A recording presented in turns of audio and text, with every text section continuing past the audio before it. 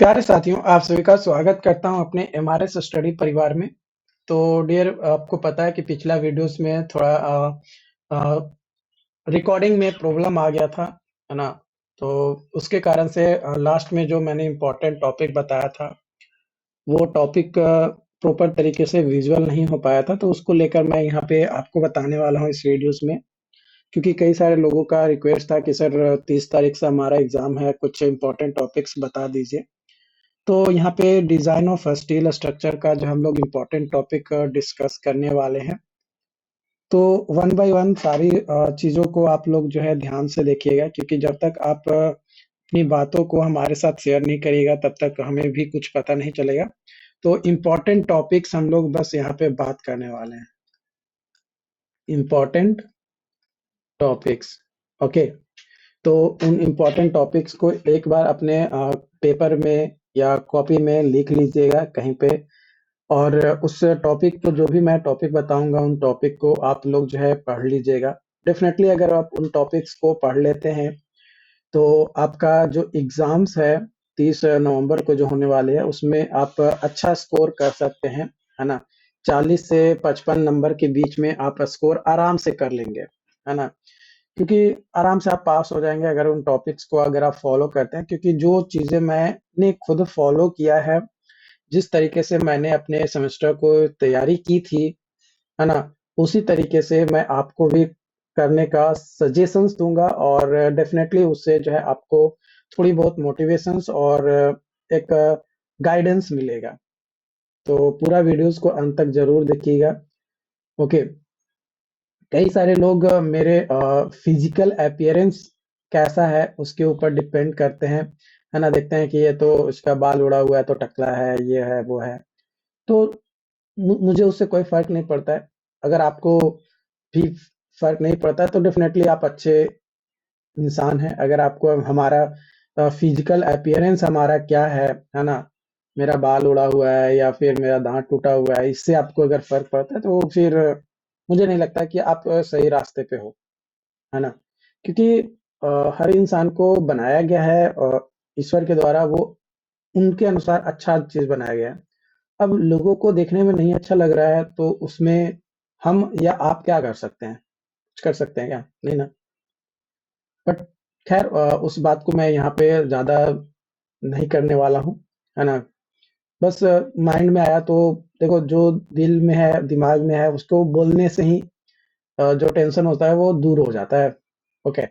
तो वो था माइंड में, निकल गया, अच्छी बात है। तो चलिए हम लोग इम्पोर्टेंट टॉपिक्स को डिस्कस करते हैं, ओके। और पूरा टॉपिक आप ध्यान से देखिएगा। तो यहाँ पे इम्पोर्टेंट टॉपिक्स है आपका। तो सबसे पहला इम्पोर्टेंट टॉपिक्स है कनेक्शन। कनेक्शन में 3 तरीके का कनेक्शन आएगा: रिवेट कनेक्शन, बोल्ट कनेक्शन और वेल्ड कनेक्शन। ये तीनों कनेक्शंस के बारे में आपको जो है मतलब पढ़ लेना है प्रॉपर तरीके से, ओके।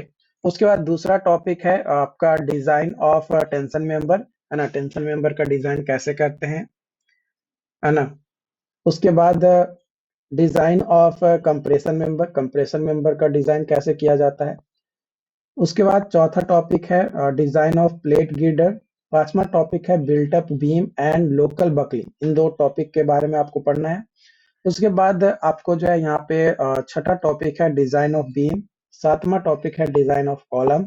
आठवां टॉपिक है स्टील स्ट्रक्चर के अलग अलग जो कंपोनेंट्स हैं, या स्टील स्ट्रक्चर का जो प्रॉपर्टीज होता है, अलग अलग कंपोनेंट्स और उसका खुद का प्रॉपर्टीज के बारे में आपको पढ़ लेना है। इसके अलावा नौवां टॉपिक है आपका analysis and design method of steel structure, है ना? कैसे एनालिसिस किया जाता है और कैसे डिजाइन किया जाता है, कौन कौन से मेथड्स होते हैं डिजाइन करने के, उन चीजों को आपको यहाँ पे जो है पढ़ लेना है। उसके बाद आपको classification of steel structure and section,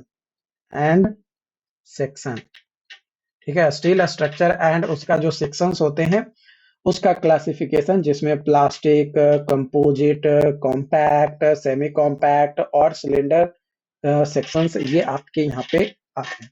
ऐसे इसमें टॉपिक तो और भी कई सारे टॉपिक्स हैं, लेकिन ये 10 टॉपिक जो मैंने यहाँ पे बताया है, ये 10 टॉपिक अगर आप पढ़ लेते हैं तो डेफिनेटली आप अपने एग्जाम्स में अच्छा स्कोरिंग कर पाएंगे, ओके। तो मिलते हैं अगले वीडियोज़ में, लेकिन आप अपना वैल्यूएबल कमेंट हमें ज़रूर दीजिएगा और जो भी आपका डाउट्स है वो कमेंट बॉक्स में बताइए, या अगर आपने हमारा नोट्स परचेज़ कर रखा है हमारे ऐप इंजीनियर प्लस से, तो उसमें चैट ग्रुप आपको दिया गया होगा, उस चैट ग्रुप में भी आप हमें कमेंट करके बता सकते हैं। अगर आप यूट्यूब पे कमेंट नहीं कर सकते हैं तो चैट ग्रुप में तो कमेंट कर सकते हैं, क्योंकि चैट ग्रुप में वही कमेंट करेंगे, वही देखेंगे जो उस कोर्स को परचेज़ किए हैं, जो नोट्स देख रहे हैं, नोट्स पढ़ रहे हैं। तो उसमें ज़्यादा लोग आपके कमेंट को देखेंगे नहीं। यूट्यूब पे तो आपका हर कोई कमेंट देखेगा, मैं भी देखूँगा और भी जितने स्टूडेंट्स हैं वो भी देखेंगे।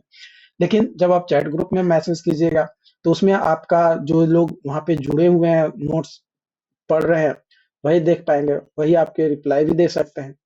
तो वहाँ पे आप ज़रूर अपना वैल्यूएबल कमेंट्स हमें शेयर कीजिएगा, क्योंकि जब तक आप अपने डाउट्स को शेयर नहीं कीजिएगा, मुझे कैसे पता चलेगा कि आपको क्या प्रॉब्लम है, क्या नहीं है। ओके? तो देन थैंक यू आज के लिए।